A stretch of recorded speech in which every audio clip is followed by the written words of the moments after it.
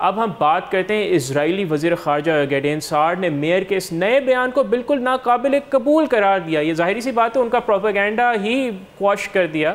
جو وزیر خارجہ تھے انہوں نے سوشل میڈیا پر کہا کہ سینکڑوں اسرائیلی شائقین جو صرف فٹ بال میچ دیکھنے کے لیے آئے تھے ان کا پیچھا کیا گیا اور ان پر حملہ کیا گیا.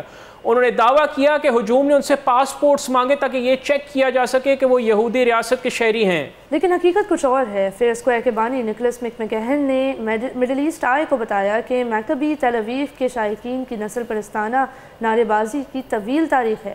انہوں نے کہا کہ ایمسٹرڈیم میں میکابی تل اویو کے شائقین کی دستاویزی نسل پرستی اور تشدد اور غزہ اور لبنان میں اسرائیلی حکومت کی غنڈہ گردی کی عکاسی کرتا ہے. اور ناظرین کو اگر یاد ہو ہم نے بھی اپنے پروگرام میں جب ہم نے اس واقعے کو کور کیا تو ہم نے میکابی کے شائقین کی اشتعال انگیزی اور ہیٹریڈ اور پروپیگنڈے کی کچھ کلپس بھی آپ کو دکھائی تھی اس پروگرام میں جنہوں نے 8 سال پہلے کی تھی. تو ہسٹری اور ثبوت یہی کہتے ہیں کہ میکابی کے شائقین اور اسرائیلی جو شائقین ہیں ان کا یہ بیسکلی پیشہ ہے کہ وہ ہر جگہ ہیٹریڈ پھیلاتے ہیں. انفیکٹ فٹ بال جو اسرائیل میں جس طرح ایگزسٹ کرتا ہے کئی فٹ بال ٹیمز جو ہیں ان کا سارا مقصد یہ ہے کہ وہ ریسسٹ بنے, وہ اشتعال انگیزی کریں, اور جو ان کے سپورٹرز ہوتے ہیں ان کا بھی سارا جو مطلب سپورٹ کرنے کا ریزن ہوتا ہے فٹ بال ٹیمز کو وہ گیم کی بیسس پہ نہیں ہوتا, وہ اس بیسس پہ ہوتا ہے کہ کون سی ٹیم کتنی زیادہ اشتعال انگیزی میں participate. And this obviously has to do with the ideology on which Israel was created, جو ہے کہ وہ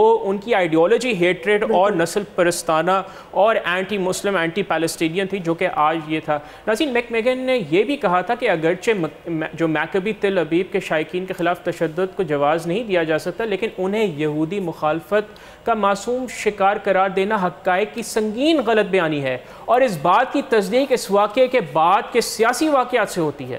تو ناظرین فٹ بال جو ہے ایک ایسا پیشنیٹ گیم ہے جس کے لیے کئی شائقین دنیا بھر میں بہت زیادہ جذبہ رکھتے ہیں, لیکن اسرائیل کے جو فٹ بال پلیئرز ہیں ان کا جذبہ صرف نسل کشی اور انتہا پسندی اور اشتعال انگیزی تک محدود ہے. ان کا کوئی انٹرسٹ گیم میں نہیں ہے, ان کا انٹرسٹ اس بات میں ہے کہ کون سی ٹیم ان کے ملک کی سب سے زیادہ دہشت گردی میں پارٹیسپیٹ کر سکتی ہے, سب سے زیادہ ہیٹ کرائم کر سکتی ہے. اور اب کیونکہ یہ ایک ایسی ٹیم تھی جو غیر ملک جا کر ان کی اس اشتعال انگیزی کو ریپرزینٹ کر رہی تھی, تو ہم دیکھ رہے ہیں کہ پورا اسرائیلی میڈیا ان کے پیچھے کھڑا ہے. بالکل. اور اگر ہم سپورٹس کی بات کریں تو ناظرین یہی کہا جاتا ہے کہ sports has no place for hate, but اگر ہم فیفا جو کہ فٹ بال کی عالمی جو آرگنائزیشن ہے اس کا رویہ دیکھیں تو انہوں نے یوکرین جنگ کی وجہ سے رشیا پر پابندی تو لگائی لیکن وہیں ساتھ میں فلسطین میں جارحیت اور لبنان کی باقاعدہ ایک شہر کے میئر تک کو اسرائیل نے ہلاک کر دیا, اور لیبنیز ویمن ٹیم کی ایک پلیئر جو آج بھی زندگی اور موت کی کشمکش میں مبتلا ہیں.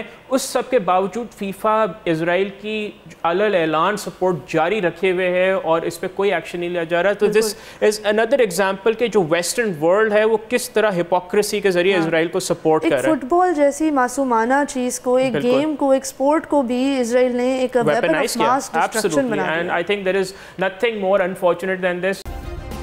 سبسکرائب کریں اور بیل دبائیں تاکہ کوئی خبر رہ نہ جائے.